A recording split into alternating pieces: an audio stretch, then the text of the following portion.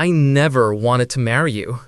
6 years ago, my fiancé destroyed me with those words after I caught her in bed with my brother the night before our wedding. I walked away, cut them off, and rebuilt a life better than anything I could have imagined. But now, 2 weeks before I marry an incredible woman, my ex is back begging for closure. She wanted forgiveness to clear her guilty conscience. Instead, she got a brutal reality check. She thought she could rewrite history, but she didn't count on me or my fierce new fiancé shutting that door forever.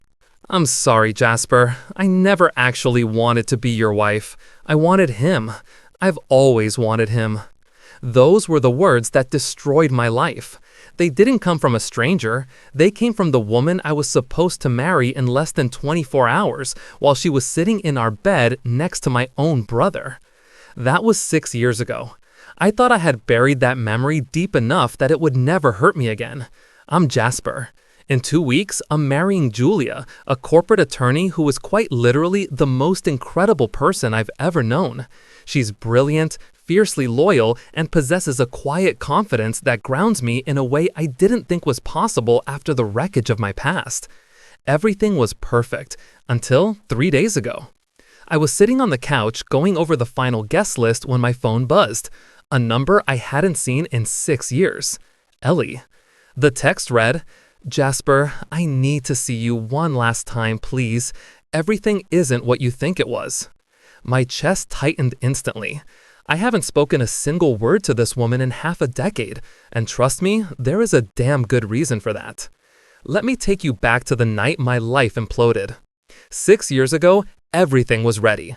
The venue was paid for, the suits were tailored, and family was flying in from all over the country. Ellie and I had been together for 4 years. I thought she was my soulmate. The night before the wedding, I was staying at a hotel with my groomsmen. Around 10 p.m., I realized I'd left the backup wedding band at the apartment Ellie and I shared. I figured I'd just swing by, grab it quietly, and head back without disturbing anyone. When I unlocked the front door, the lights were on. I walked down the hallway expecting maybe to find her packing or having a glass of wine with a bridesmaid. Instead, I heard a laugh. It wasn't her normal laugh.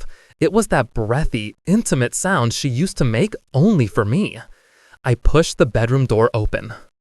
Ellie was in our bed, and she wasn't alone. She was with Victor, my half-brother. They weren't just caught in the moment. This wasn't a drunken mistake. I could see it on their faces the second they looked up. There was shock, sure, but mostly resignation, like they knew they'd get caught eventually. I didn't scream. I didn't throw a punch. I just stood there, paralyzed for what felt like a lifetime. Victor tried to stammer out some excuse, but I couldn't hear him over the ringing in my ears. Ellie pulled the sheet up, crying, and that's when she delivered the line that still haunts me. She looked me dead in the eye and said, "Jasper, I'm sorry, but I never wanted to marry you. I wanted him. The wedding was tomorrow, but I was never supposed to be the groom." I turned around and walked out.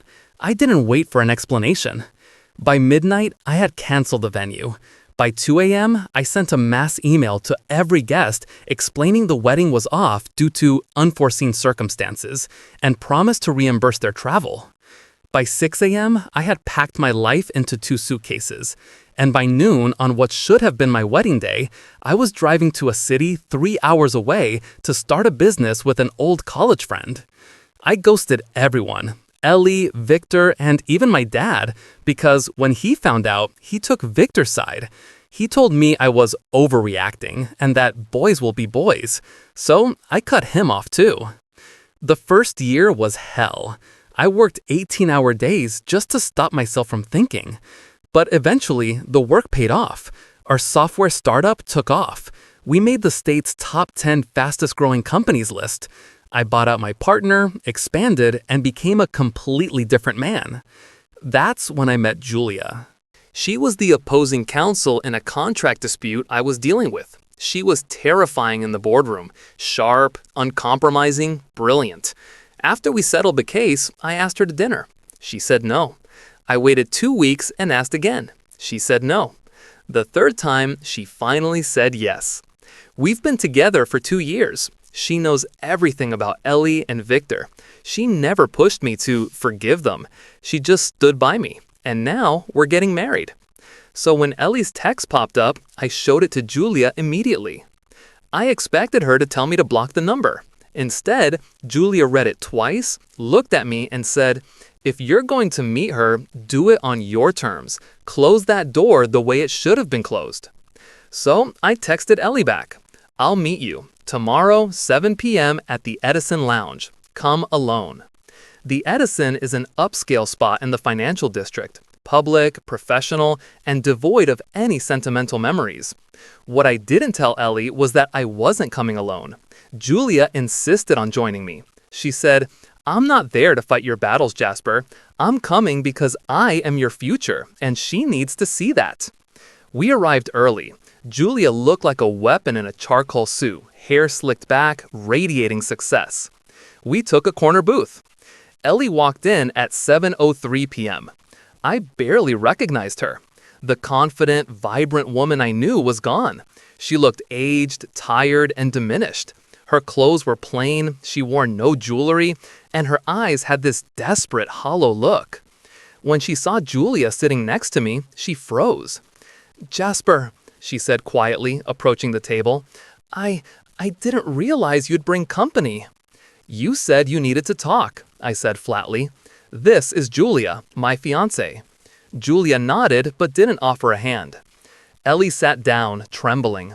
"Can we talk privately?" "No," I said. "Whatever you have to say, you can say in front of her." Ellie took a breath, tears already welling up. "Jasper, I know what I did was unforgivable, but you need to know, Victor and I, it wasn't supposed to happen like that." I held up a hand. "Stop. Do not tell me it just happened. I saw the wine glasses on the nightstand. You were having a date night in my apartment the night before our wedding. Don't insult my intelligence." She crumbled. "You're right. It had been going on for 3 months.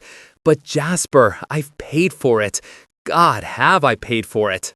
Julia spoke up for the first time, her voice like ice. "Paid for it how? By facing the consequences of your own actions?"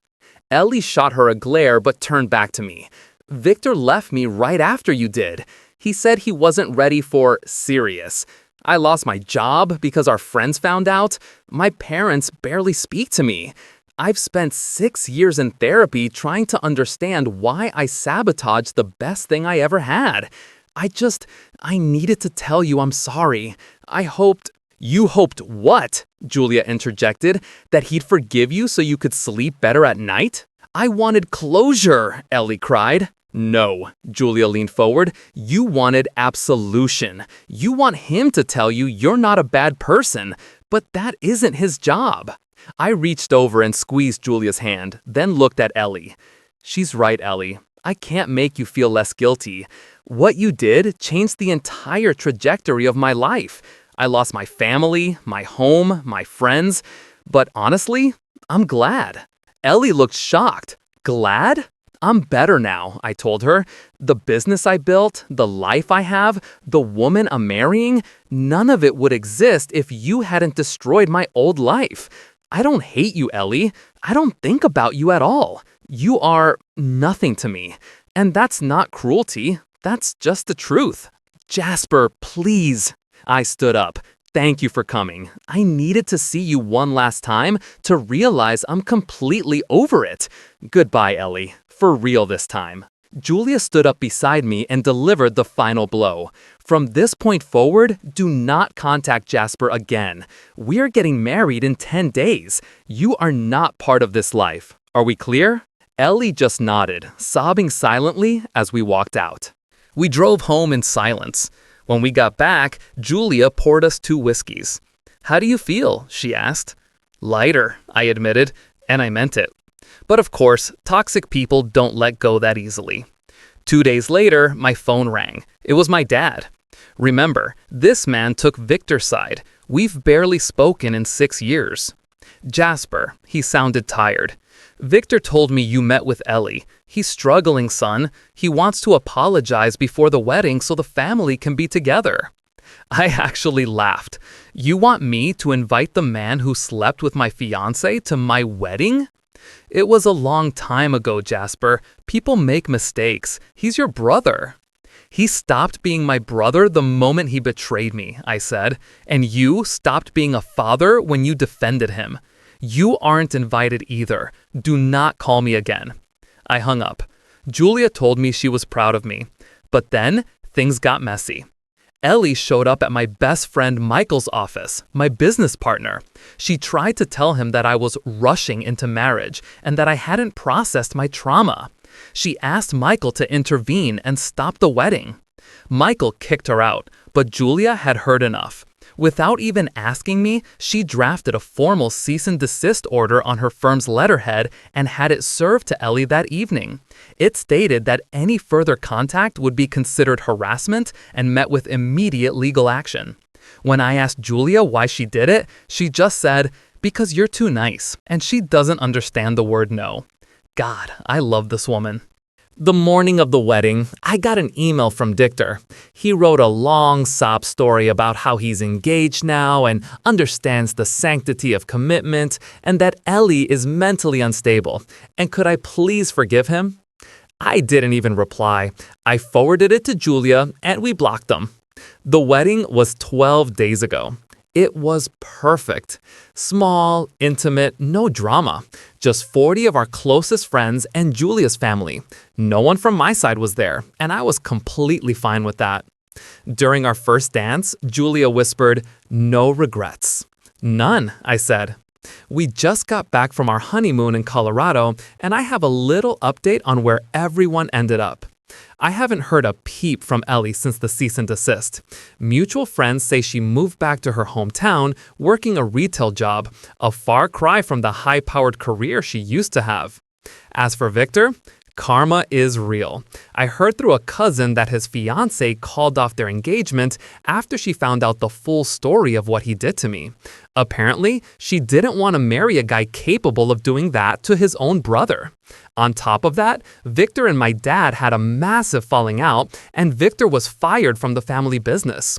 He's moved 2 states away to start over. Sounds familiar, doesn't it? My dad is alone. His second wife, Victor's mom, is reportedly furious with how he handled everything. He sent me a generic card in the mail. I threw it in the trash. People told me for years that I needed to forgive them to find peace. They were wrong. I didn't need forgiveness. I needed to build a life so good that the past didn't matter anymore. Julia is asleep on the couch next to me right now, surrounded by case files, snoring softly. I've never been more certain of anything in my life. I won. Not because I got revenge, but because I moved on. That's the story. Thanks for listening.